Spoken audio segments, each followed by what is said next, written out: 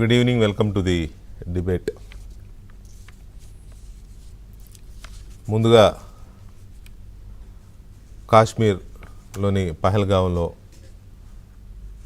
అందాల కాశ్మీర్ని తిలకించడానికి ఎంజాయ్ చేయడానికి వెళ్ళిన పర్యాటకులు ఉగ్రవాదుల కాల్పుల్లో మరణించిన విషయం నిన్న నుంచి చూస్తూనే ఉన్నారు. చాలా బాధాతప్త హృదయంతో ఆ కుటుంబాలకి, మృతుల కుటుంబాలకి ప్రగాఢమైన సానుభూతిని తెలియజేస్తూ,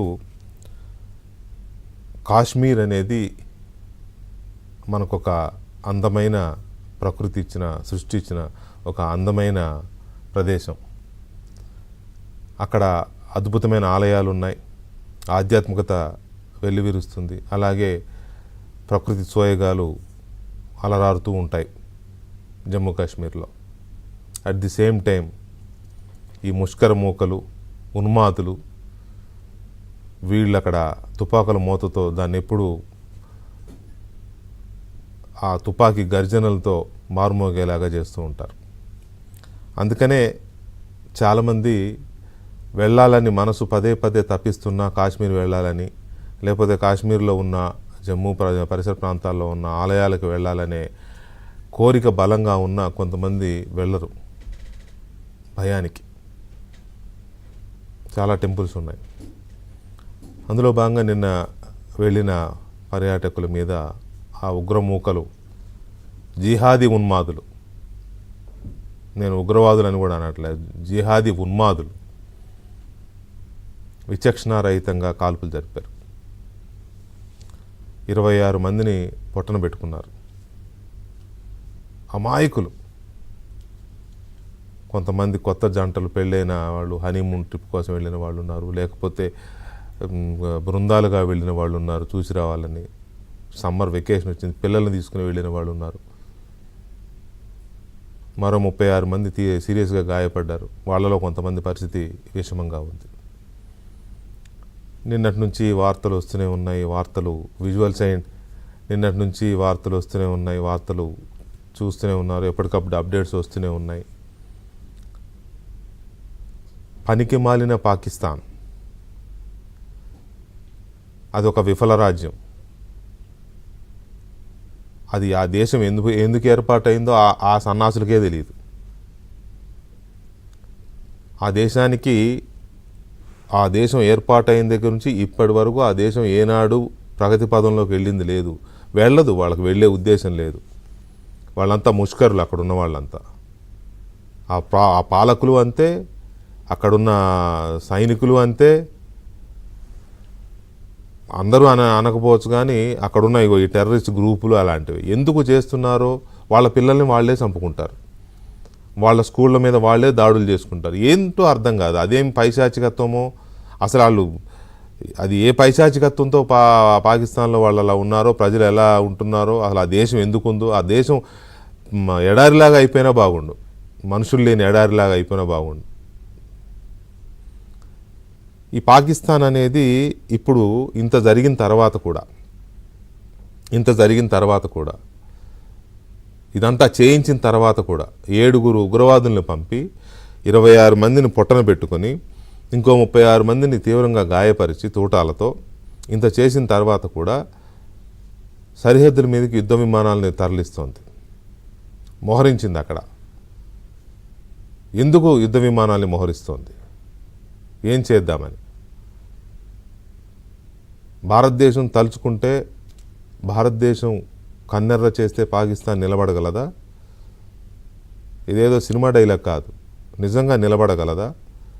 అగ్రరాజ్యాలే హడిలిపోతాయి భారతదేశం అంటే. బయటికి చెప్పుకోం మనం మన దేశానికి ఉన్న సామర్థ్యం అన్ని రకాలుగా, ఆయుధ పరంగా కానీ, లేకపోతే అణ్వస్త్రాల పరంగా కానీ, ఏ రకంగా చూసినా బయటికి కనిపించని శక్తి భారత శక్తి. అందరిలాగా ఎక్స్పోజ్ చేయరు మన వాళ్ళు. సో ఈ పరిస్థితుల్లో పాకిస్తాన్ ఎందుకు ఇప్పుడు అక్కడ యుద్ధ విమానాలను మోహరించింది అనేది ఒక అంశం అయితే, స్టిల్ ఇప్పటికీ పాక్ ఆక్రమిత కాశ్మీర్లో 125 మంది యాక్టివ్ టెర్రరిస్టులు ఉన్నారని ఇవాళ మన ఇంటెలిజెన్స్ వర్గాలు చెప్పాయి. ఎప్పుడూ చెప్తున్నా, ఇవాళ మొత్తం లెక్క తీసాయి. 125 మంది యాక్టివ్ టెర్రరిస్టులు ఉన్నారు. ఎందుకున్నారు వాళ్ళు? వాళ్ళు ఎందుకు ఉండాలి, వాళ్ళు ఈ ప్రాణాలతో ఎందుకు ఉండాలి, వాళ్ళు ఎందుకు చంపేయకూడదు.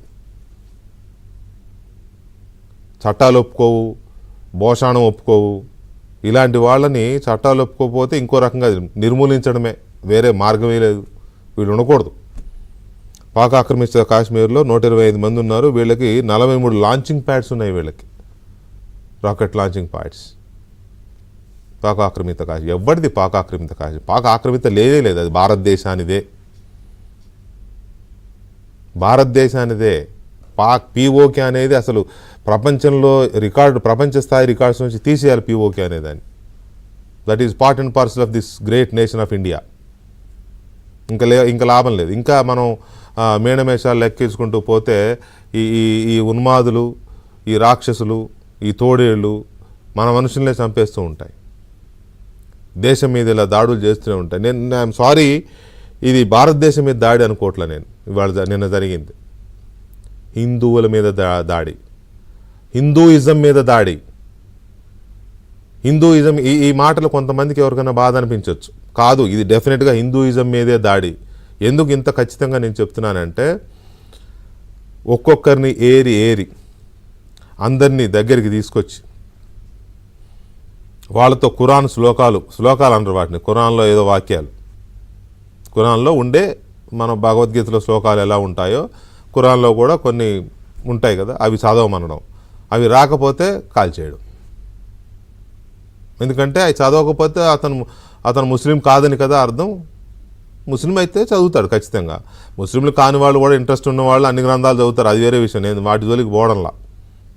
ముస్లింల్లో చాలామంది భగవద్గీత శ్లోకాలు బ్రహ్మాండంగా చెప్పేవాళ్ళు ఉన్నారు. నేను ఆ డిస్ప్యూట్లోకి ఇప్పుడు వెళ్ళడంలా. వీళ్ళు టెస్ట్ చేశారనమాట. ఖురాన్లో చదువు, నాకు రాదు అని అంటే కాల్చేయడమే. ఎంత దారుణం అంటే, ముస్లిమ్స్లో పురుషులకి పురుషాంగం సుంతి చేస్తారు.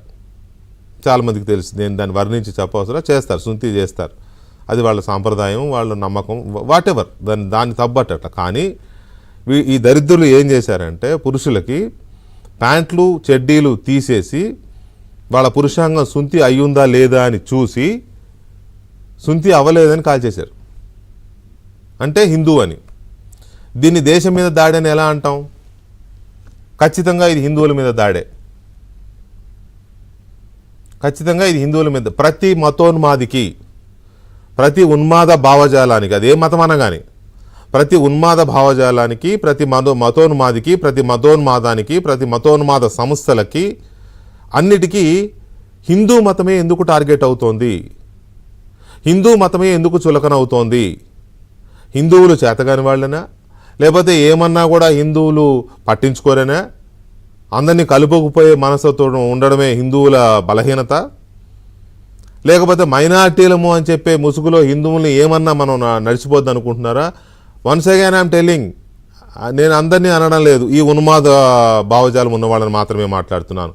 చాలామంది డెమోక్రటిక్గా మాట్లాడే వాళ్ళు ఉన్నారు ముస్లిం మైనార్టీస్లో. హిందువులతో అలాయ్ బలాయిగా చేసుకునే వాళ్ళు చాలామంది ముస్లిమ్స్లో, క్రిస్టియన్స్లో ఉన్నారు. కానీ కొంతమంది ఉన్మాదులు కూడా ఉన్నారు. ఇక్కడ ఒక విషయం చెప్పగలను నేను, ముస్లింలందరూ జిహాదీలు కారు, కానీ జిహాదీలు అందరూ ముస్లింలే. ఈ పాయింట్లో అర్థం చేసుకోండి.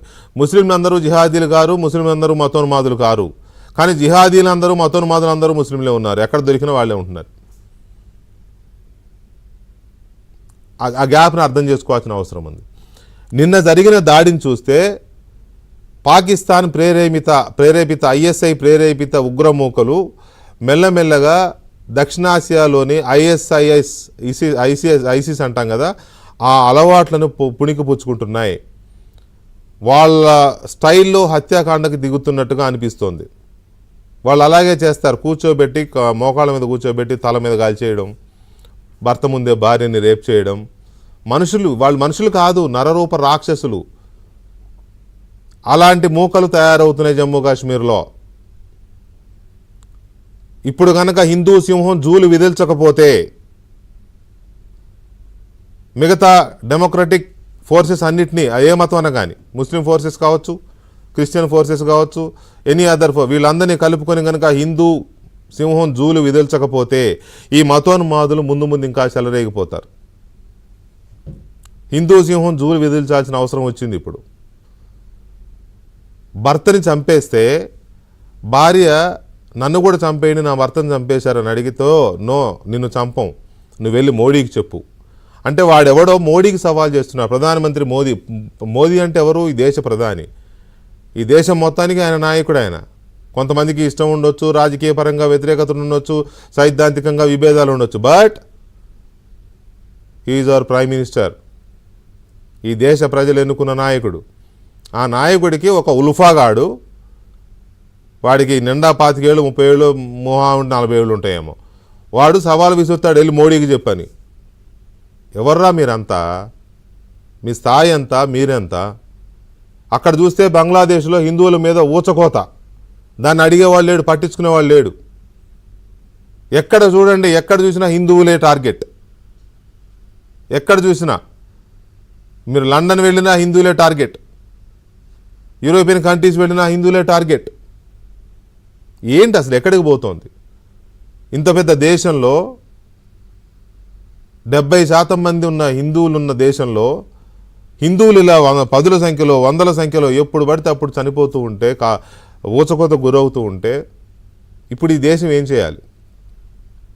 రంగం సిద్ధమవుతున్నట్టు కనబడుతోంది. ప్రధానమంత్రి పిలిచారు, త్రివిధ దళాలు సిద్ధంగా ఉండండి అని. క్యాబినెట్ మీటింగ్ స్టార్ట్ అయింది.